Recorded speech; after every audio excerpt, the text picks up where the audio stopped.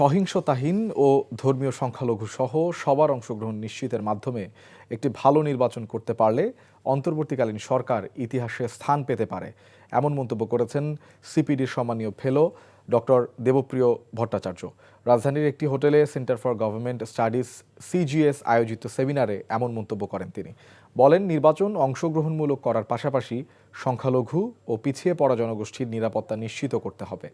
অন্যদিকে সুশাসনের জন্য নাগরিক সুজন সম্পাদক বদিউল আলম মজুমদার বলেন, রাজনৈতিক দলগুলোর গণতান্ত্রিক মূল্যবোধের পরিবর্তন না হলে শুধুমাত্র নির্বাচনের মাধ্যমে গণতান্ত্রিক উত্তরণ সম্ভব নয়।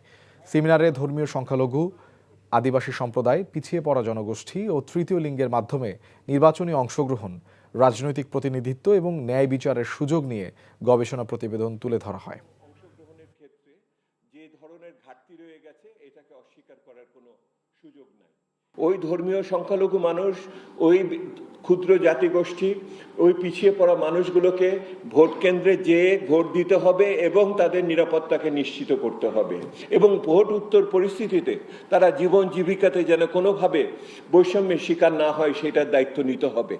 এইটার দায়িত্ব বর্তমান অন্তর্বর্তী সরকারের এবং এই কাজের ভিতর দিয়ে এই সরকার তার সর্বশেষ ভালো কাজটি যদি করে যেতে পারে তাহলে ইতিহাসের পাতায় সেই জায়গাটাতে তার কিছুটা স্থান পাওয়ার সুযোগ হতে পারে।